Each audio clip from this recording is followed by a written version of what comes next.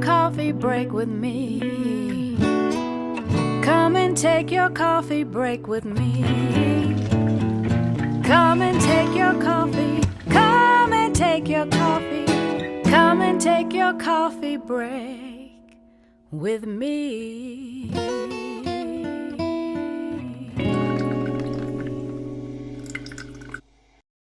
Hello, everybody, and welcome to this week's edition of Coffee Break with Candace and David. I'm your co-host, David Marino, and today we are at Inspired Minds Center in Downtown Buda, which is an awesome arts center, and I'm joined with the owners, Sinead Whiteside and Susan Guerra. Thank you for being with me today. Thank you for having us. First of all, can you talk a little about the journey in getting this center open? Because I know that it took you some time to kind of get it up and running, and also just the fact that we now have this amazing art center in downtown Buda. So first off, how did you go about creating this space?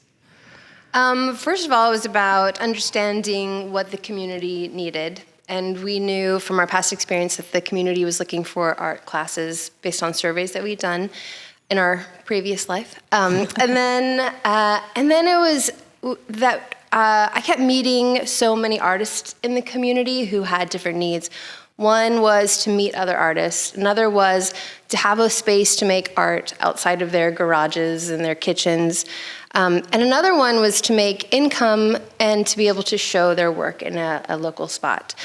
So we came up with this idea that if we brought all of these together, we could have this amazing art center in Buda.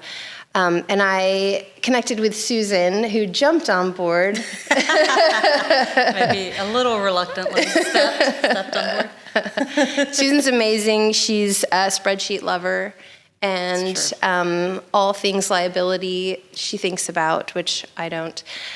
So we came up with this plan, a business plan, and took it to the Small Business Development. Yeah, well, we first got on the small business, the SBA website, and they have like a business plan builder. And we did it, and we went through, it's just kind of an app where it leads you through and asks you questions and all of that. And then at Texas State, they have the Small Business Development Center.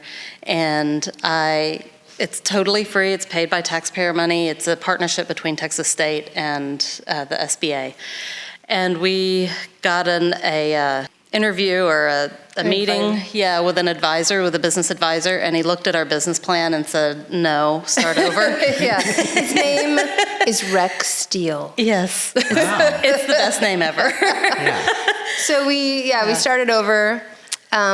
Amazing guidance from him. Yes. And then we went to the Buda EDC and asked if this was the kind of place that would work in Buda. It would be a good fit here if there was a space.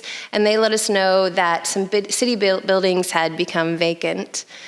So we put in an unsolicited proposal for the former City Hall building and the building behind it, which is now the VFW. And the city said, all right, well, we need to open the proposals up to everybody. So that was really great because we did a lot of research into the city's plans, and we found that the city of Buda really is interested in the arts. And the arts were all over the future city plans, and that was great to see. So we adapted our proposal to show that Buda is interested in the arts and that that's part of the future of Buda. And ultimately, we had an hour's worth of speakers, community speakers, come out and speak on our behalf in front of City Council. It was pretty fantastic. And we were awarded the license to the building, which is so exciting. It was really exciting to get that key. And since then, you all have done a lot of different programming.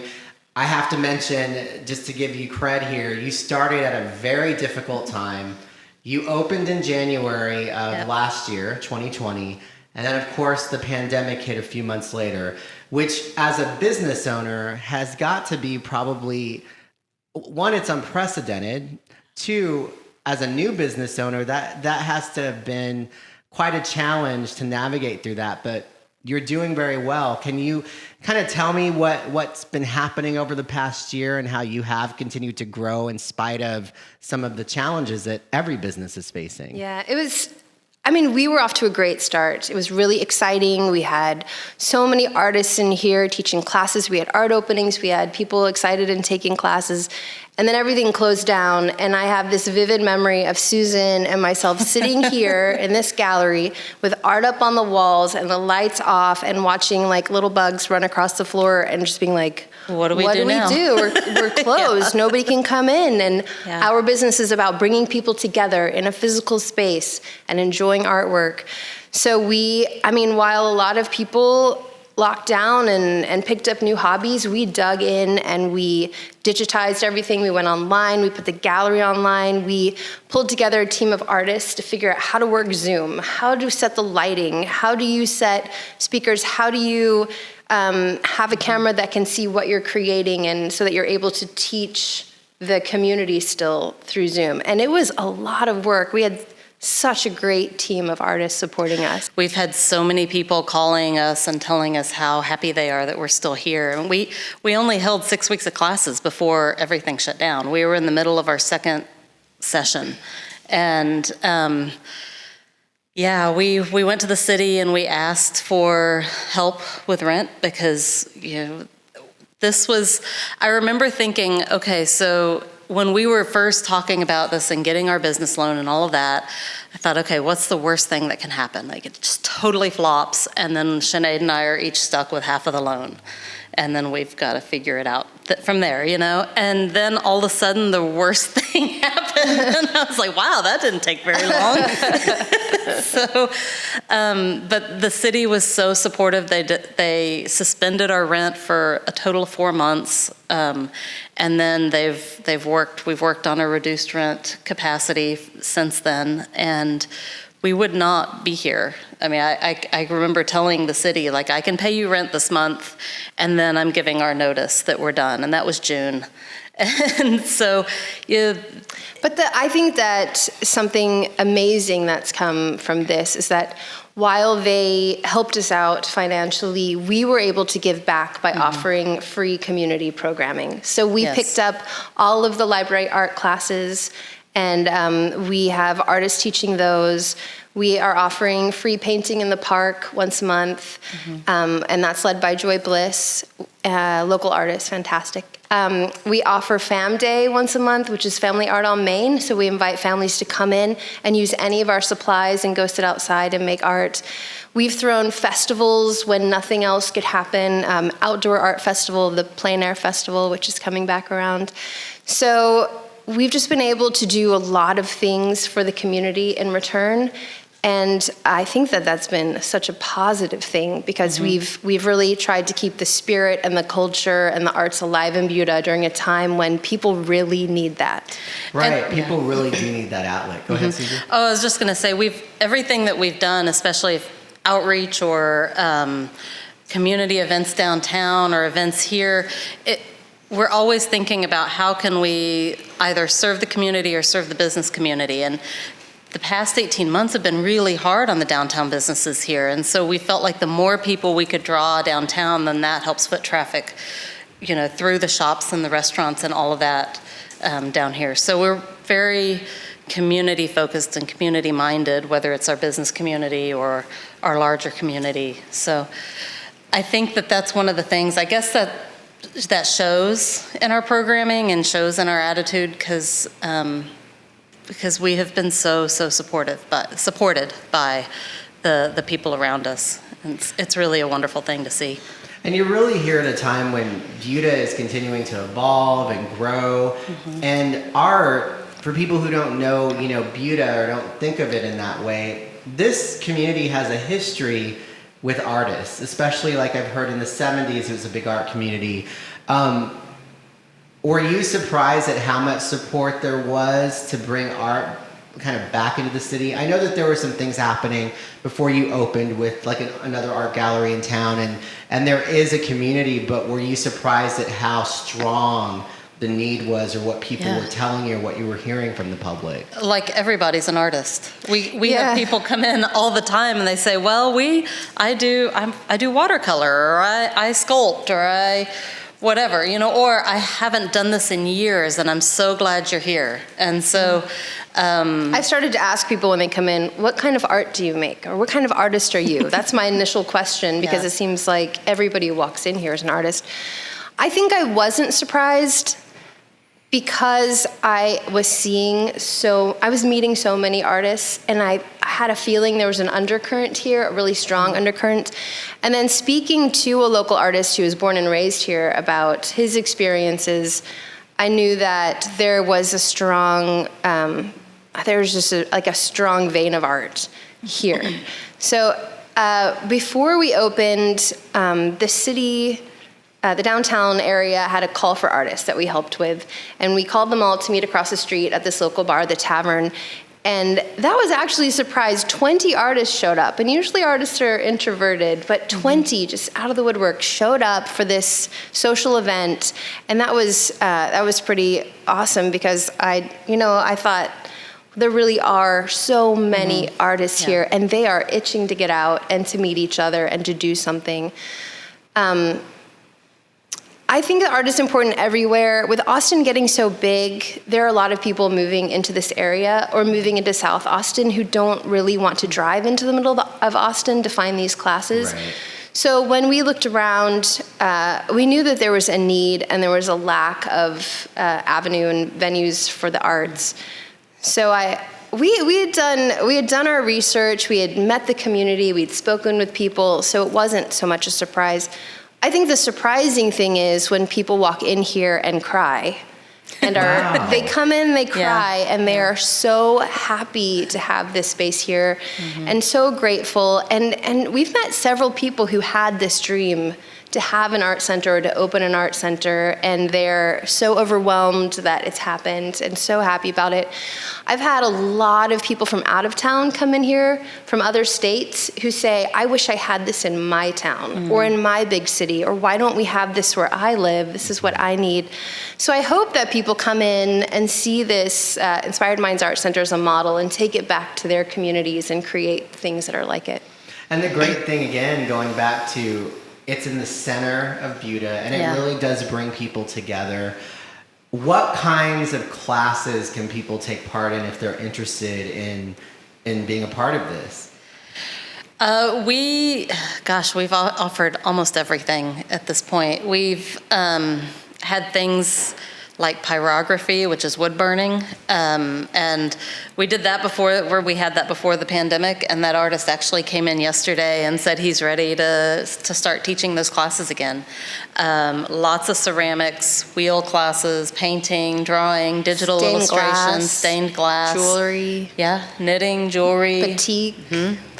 So the way that we do this is that artists come in, like we said, and we say, what kind of art do you make? And then we ask if somebody's interested in teaching. So we have people who walk in with all sorts of different mediums that they have expertise in and offer to teach a class. So they send us a proposal, and we're open to anything. We send it out there for the community, and if the community wants it, then it stays. It's really exciting. Yeah, my typical thing that I tell artists is that I don't know what's going to stick, so we're just going to put it all out there and see what sticks, and don't get your feelings hurt if it doesn't make this time. It just may not be right now that this is what's needed. Our children's classes are very popular. Yes. They fill really fast. Our Potter's Wheel classes are very popular. We have an artist, Renee Barnes, who's taking children around 10 to 12 years old and really working on painting skills with them. And we just had a student art show, and the artwork that they displayed was pretty incredible. People couldn't believe that it was a 12-year-old that had painted, the art on the walls. So, and we're excited that we're expanding into theater. Yes. Yeah. So we have children's theater classes. We have an instructor who will start adult theater classes probably. Will it be in the spring? Possibly in the spring, yeah. Yeah. So as you were saying, this used to be the former city hall. So it's a pretty big building, not a huge building, but there is a part of the building where there's like a theater that used to be the city council chambers. And so there have been shows, right, that have been put on, not just theater, but musicians, right? And yes. Comedians. Can you speak to some of that and some of the people that you've showcased here? Yeah, so we know that it's been really hard on the live performance industry during the pandemic. So Susan and I decided to create a space that really helps support community theater and musicians. We have 3 community theaters right now that perform out of the space, and we basically don't charge them anything to rent the space. We take a percentage of ticket sales, and that way the small community theaters who already are usually volunteer-led are not losing any money. A lot of times they go into a theater and it already costs so much up front that by the time they put on the production, they're in the red, or they just barely cut it. So we really hope to continue to support small community theater. We've had fantastic live musicians come in. Several of them, this was their first time performing since everything shut down. And we're keeping capacity pretty small at the moment. But I guess, Susan, you can talk about how the theater came about. I mean, we had the theater space that we were leasing to a community theater group that didn't make it through the pandemic, and then we decided to take it on. But like everything else, it's like somebody from the community comes in, takes something under their wing, and makes it amazing, and that's what's happened with the theater. Yeah, we've had lots of angels show up and say, I can do this thing, and we say, okay, do your thing, and then they take it on, and they make it amazing, and that's what's happened here. We have someone, his name is Dave Nikosha, who has done all the sound and light, and we've gotten nothing but rave reviews from the musicians and the theater groups and everything about the setup in the theater. It's not a big theater. It's a 1,600 square foot space, so it's about 40 by 40. Tall ceilings. Yeah, very tall, 20 to 25 foot ceilings.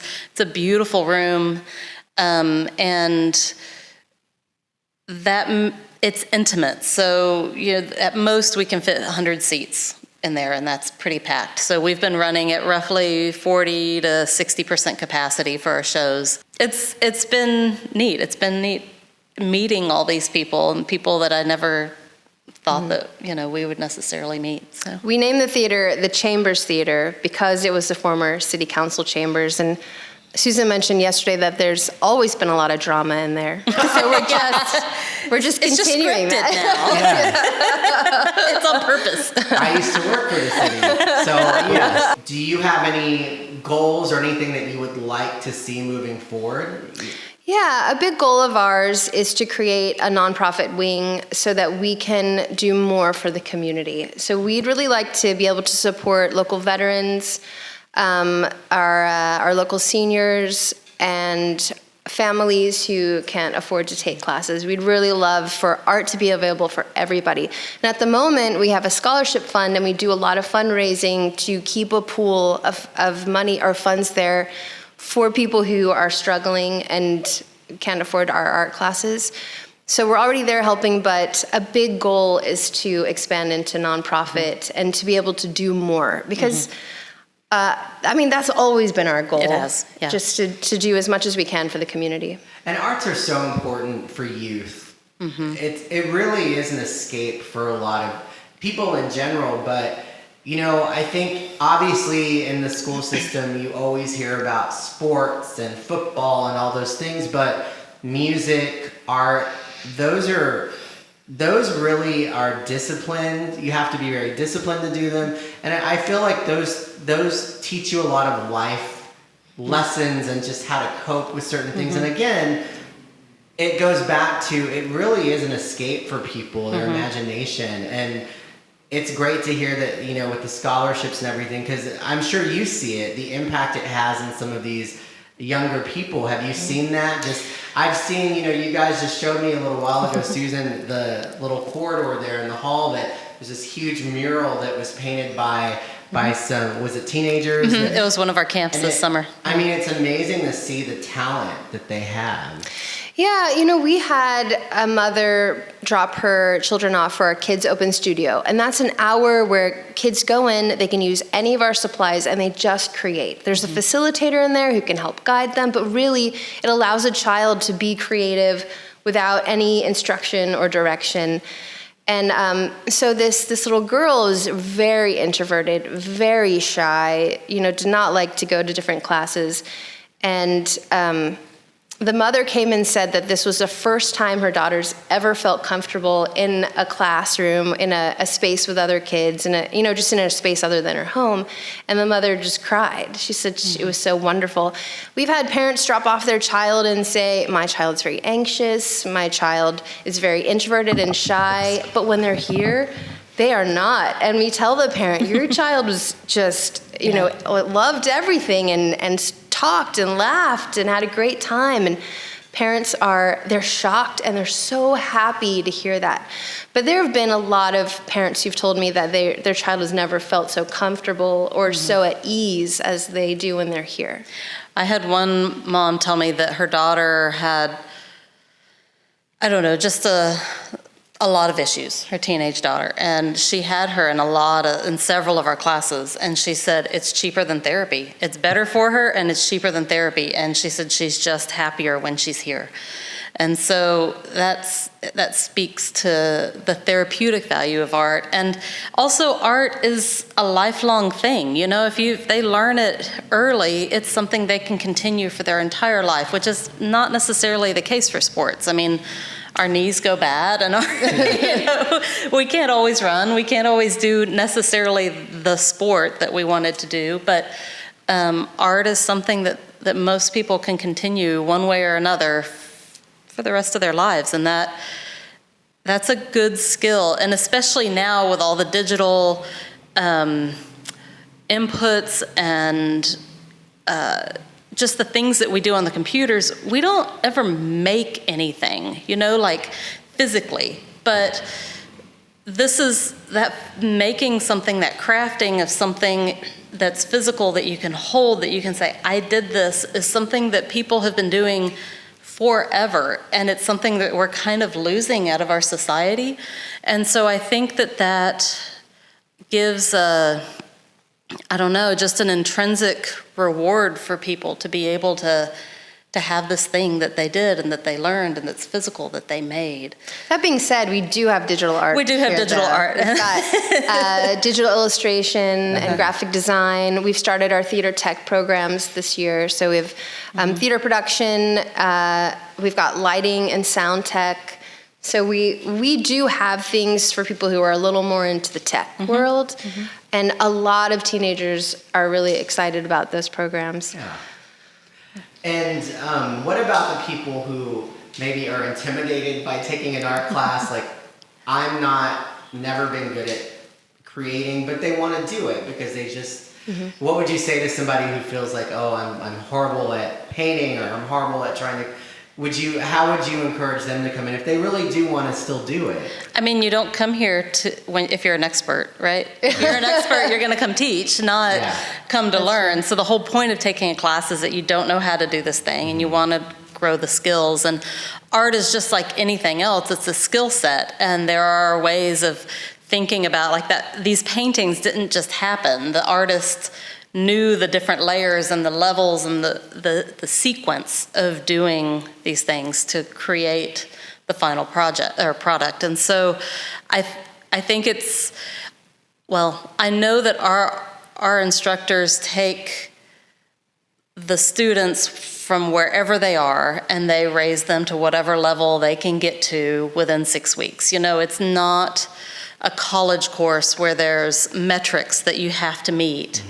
It's something that is a lot more fluid. So I would say our classes are pretty laid back. And honestly, if somebody's really worried, they should come to a date night. Oh, what's that about? So we have 2 different date nights right now. One of them is painting or glazing ceramics out on the patio. So one of our Potter's Wheel instructors makes all these bowls and cups and ring holders and a variety of things. And on a date night, you can bring a drink, you can bring food from a local restaurant, sit on the patio, pick something to glaze, and just have fun glazing it. And then we fire it, and then you get to take it home in a week or 2. Oh, that's awesome. Another one is acrylic pouring, which, if you've never tried that, it's really fun, and it's really hard to mess up because you're pouring paint. You know, there's technique to it that our instructor, Lisa Klingman, guides couples through. But you're pouring paint onto a canvas and moving it around, and no matter what you do, it's beautiful when you're done. So then you have something to put on your wall. You can call yourself an artist. You've had a great date night, maybe a few glasses of wine, and it eases you in. And then you want to come take another class. That's awesome. Yeah. What else is there anything else that you want to add about the Art Center just for the public? How can they go about finding information about classes or anything you're doing, even with theater? Where can they visit? You can come to our website, www.inspiredminds.art. And the art part is very important. A lot of our events are up on Facebook and Instagram and Do 512. Also Visit Buda has our events listed. We have festivals throughout the year, bazaars, free community programming. We're working hard to get the word out there. We still have people who come by this former City Hall building to pay their taxes or their bills. But Looking for the library. The library's been a new one recently. Yeah. Oh, yeah. But that's a positive for you because Absolutely, they accidentally stumble into your art Like, center. I didn't know this was here. I was looking for the library. I just trap people in the gallery, and I'm like, stay a while. Yeah. Great. Coming up, we have our Buda Plein Air Festival, which is the week of September 15th through the 19th. And we'll have artists and musicians up and down Main Street painting in plein air. Outside? Outside, yeah. So people that can come and see the artists and see the process that these paintings, actually it's not just paintings, it can be any media. And then on Saturday the 18th, we have the actual festival where we'll have kids' activities, and there'll be pedicabs up and down Main Street and musicians and kind of just festival fun times. And then that evening we have the Buda Art Brawl, which is head-to-head painting competition. Money Chicha's going to be playing. The Art Brawl was actually the first event that we threw as Inspired Minds. We didn't have the facility. We had the facility, but it wasn't built out. We couldn't use it. And we did it at Two Wheel Brewery, which was a brewery just down the street. Money Chicha played for us there too, and it was so much fun. It was a fundraiser to help offset our opening costs. It's 8 artists in a speed painting competition, and their artwork, they have 20 minutes to paint, and the audience judges which is the best. The top 2 go head to head.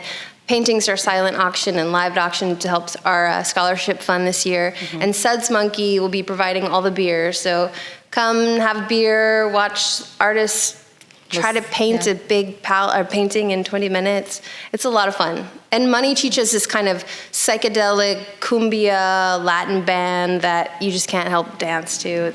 It's a great time. And again, for more information on Inspired Minds Art Center and the Chambers Theater, please visit their website at inspiredminds.art.